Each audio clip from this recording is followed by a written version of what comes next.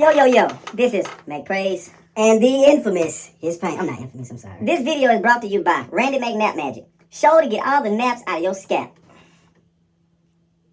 So, today, part 2, we are talking about knowing your identity. What am I saying right? What's it called? Whatever you want it to be. We're talking about identity part 2. Right.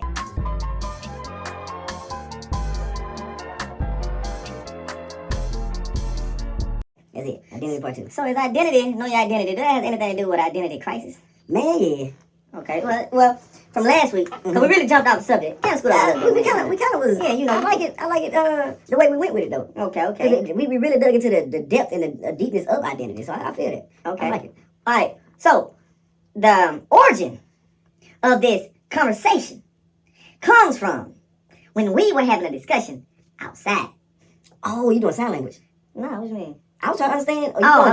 I'm just into it. Oh, okay. So, to each his own. So, and my hands on my lap. We were talking about discussion. And then it was going on for the, how some of these men be calling themselves, what is it, identify as a woman to get in these sports and stuff like that. We got a little clip that we're going to show you right now.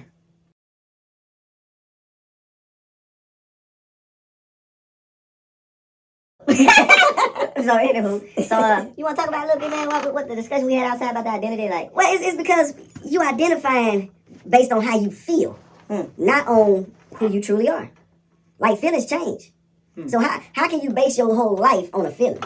And I know some people might say, well, you feel like God is real. Well, guess what? Whether you believe it or not, that's the truth. I like that. If someone say you feel like God is real, but what make you say this is not a feeling, but I know? How can you explain it to them that it's not what I feel, it's what I know? I'm glad you asked that question, my good friend. I'm smart. I told y'all last week. Don't do that because you're going to make me forget what I'm going to say. Okay. But now, it's really based on your relationship with him. Not saying that he's real based on your relationship, but you know it based on your relationship. He began when he talks, it's just like being in a relationship with the opposite sex. And yes, it has to be the opposite sex. Yes. But it's just like being in a relationship with the opposite sex. When you spend time with somebody, you get to know them better. You get to know their heart. You get to know their likes and their dislikes. You get to know whether what they feel for you is real or not. So from spending time with them, I know God is real. I've heard it all of my life. And like I told you, I grew up in the church. I heard it all my life. But by building a relationship with him, oh yeah, I know this. Question. Answer. All right. There was an answer. Yeah. There wasn't? Yeah. Now, real question. All right, before you came to Christ, your identity, then, who were, like, I know you ain't got to go deep, but from you then until you now, is there anything different about pain? Yeah, because I know who I am. My identity back then was based on the people I hung around. I was a slave to the lifestyle and to the people I hung around because I had to put on to be what I needed to be to fit in. So I never knew who I really was until I came to Christ. Even growing up from elementary times, man, whatever the, and this is just real though, whatever the girls liked, that's what I wanted. That's what I wanted to be. Yeah. And that's what I identified as. Yeah. I wanted women. I wanted, but that's what my identity was rooted in. And guess what? The crazy part is, different women like different things. Different girls like different things. So I was shape-shifting. Wow. Every time I ran up to another woman. But I want you to answer that question. How was your identity different from then to now?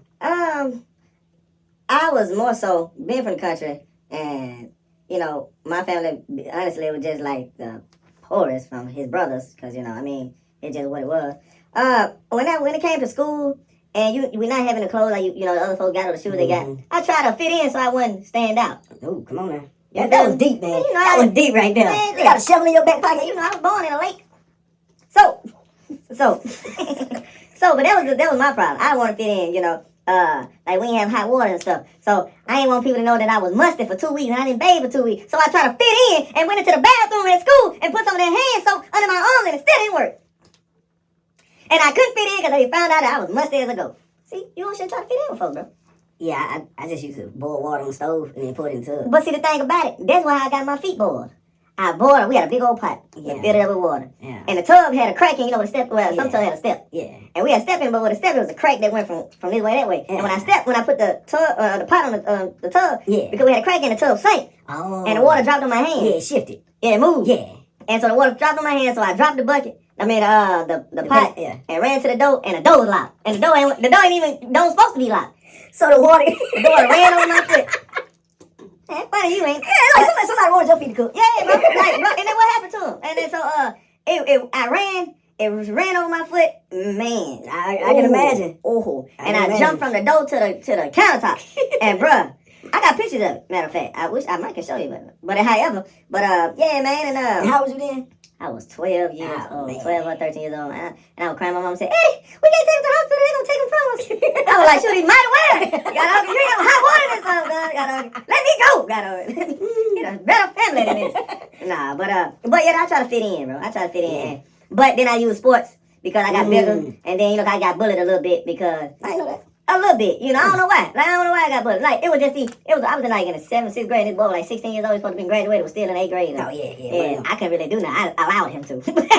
You 16 years old? Nah, you gonna have to whoop me every day. But nah, when I was 6th grade, and I knew that, middle school, high school, whatever. But my big brother came in there and started beating up on the dude. When the dude picked him up with one arm, I'm like, it's over with. I was like, I need to call the cops now. But my brother got up on a little bit, though. Anyway, but yeah, man, so I just try to fit in. I got in a little bit, but I still went all the way in, even throughout high school. So basically, I had to find girlfriend, all that kind of stuff. But basically, it was like they treated me like you different. But come to find out, because the Lord had to call him from me in the first place not to be in with the crowd. So basically, me and my cousin just started hanging out. But y'all try to fit in a lot, though, But now it's like. But I ain't mean to but don't the Bible say something like, "Come ye out from among them and be ye set aside"? Yeah, that's basically what I'm saying. Because those, like little homie, they call Preacher Boy. Yeah. You can tell he reminds me of myself. Like he do. He, sometimes we smell him sometimes. He had a bad scent on him. I'm just gonna be out the same way. But that fella there gonna be the man. Like he gonna be because you know what? He look light. And that's why he stands out a good little bit. Is it what? He stands out a good little bit. A whole lot. But he the one that everybody want to pick on. Everybody. But that's why I spend time with him. That's why, some days I go over there, I meet with all of them on Thursday. Yeah. But I go over there different days, man, and just walk around the apartments with him and just talking to him and encouraging him to do better. Yeah. Not to leave that on his mama, or regardless of what the situation is, to do it yourself. You can't depend on somebody else all the time. I know his mama, doing the best she can taking care of him. Yeah. But just to do it yourself. You know what I'm saying? If you're tired of being picked on and bullied, I'm not gonna say, change who you are just to fit in. But no, some of the stuff that people talk about, and I ain't just talking about him, but some of the things that people come against you about are things that should be changed about you. You know what I'm saying? I'm not gonna stuff. Yeah, that's what I say. Some stuff. Not, like if you musty, and you don't bathe, take a bath. If your head comes in that, like me, I grew up like I ain't had to worry about a bad smell, but I was not into grooming myself. Clothes be wrinkled, hair stayed nappy. I ain't had a snot nose, but I was ashy. And I know that was like a silverback. You know how they white and a little bit and black, right? That was actually one of my nicknames. It wasn't a nickname that caught on, but one lady that I was real close to, she used to call me Silverback. Like if I ain't seen her in about 3 years. If I see her right now, her name Kim Davis. If I see my homegirl Kim Davis right now, we be in Walmart. She on the other side of the building. She gonna holler out Silverback. And I know who she talking to. It's me. That's funny. Hold my head down and raise my hand. Is that because you ashy? No. Oh, she's all big and black like a gorilla. Oh, that was different. It's still a nigga. Yeah, I guess. But like I say, keeping my hair combed and stuff and keeping it cut, that was something that I could change on my own. So I can't get mad because I was a fighter. Yeah, I was a fighter. Too, yeah. I used to fight a lot. My biggest thing was you can't say, it's 2 words you can't put together and be talking to me. It's yo and mama. I don't care what you're saying after that. You can be saying, yo mama is the best cook. Before you get best cook out your mouth. I thought you about that, man. But yeah, I stayed fighting, man. And instead of doing what I was supposed to be doing by keeping myself groomed and earning my clothes, because my mama taught me how to earn when I was 7. So I could have did that myself. So some things, you should change it. I'm gonna say this though. That's the problem with a lot of children though that grow up. Like, that's what the problem is when people imposing this same sex and gay stuff on these children. These children don't know who they are.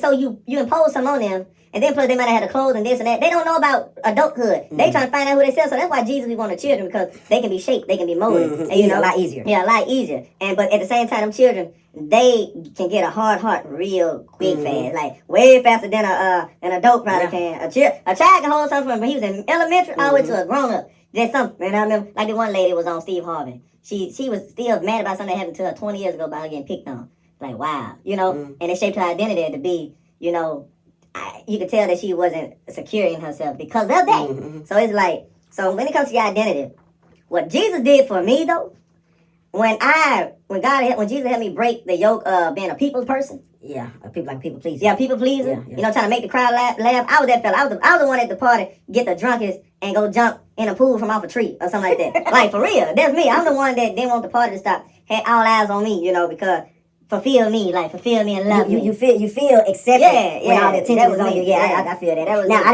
didn't go to the extremes you did, jumping out of trees and the pools. I jumped out some stuff. I'm gonna tell you what I did. I accepted what I wasn't supposed to accept.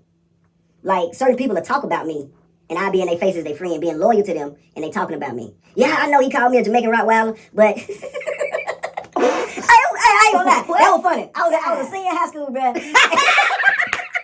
Jamaican Rottweiler. I was a senior in high school, and this I can't think of Jonathan's last name, but he played in a band. And I've been knowing him since middle school. He was in the 10th grade, but it was a group of us just sitting there talking. And he was funny. The dude was funny. That's what he did. So he was talking about everybody. He said, "Look at Payne over there laughing like a Jamaican Rottweiler." Man, that was the funniest thing I heard. But after that, I said, I ain't know that's something else. We gonna be fighting in here. You said another thing. But yeah, man, I allow people to talk about me and downgrade me just for the sake of fitting in. I don't want to hurt your feelings because I might not be invited to the next hangout. I don't want to say nothing against you because y'all might look at me like I'm a bad person. So, you know, I stayed quiet and I stayed to myself. And y'all did stuff to make people laugh and have fun, but it was really like, for me, it was like walking on eggshells. Because like I said, my identity was the people that, this is the crazy part. My identity was the people that I hung around that didn't even know their own identity. That's the main reason why, like, coming up, I stopped hanging around younger folks. I'm gonna be honest, like, even though before I came to Christ, like me and my cousin Greg, you hang around, all we did really hang around older folk. I'm just be honest. Now, you got some older folk that don't know nothing either. Yeah. But a young person, that's why they rob and killing and a lot of gay women out there, a lot of gay men, they don't know who they are in Christ. They are born a man, born a woman, and you still turn the direction of what you feel like in the inside. And you must understand, just because you feel like something, that ain't you. We made a video about this, but kind of deleted it, so I'm gonna say it in this video. Just because you may feel a certain type of way, that don't mean that's what you are. You must understand, we were born in a sinful world. You were shaped in born in sin, shaped in iniquity. So you have things that's in your bloodline. You have things that come upon you. The enemy basically going to try you and test you on certain things. You know, like with stealing. I said it before. I stole a couple times, but that just wasn't my thing. It just wasn't mine, you know. But he presented it for me to do. He presented all kind of stuff. And we have certain things that in life that we are going to have to bring to the Lord because he knows that we're going to all have it's called a testimony. Excuse me. It's a test. Everybody got a problem. Everybody got something they got to deal with. But a lot of people don't know who to take it to.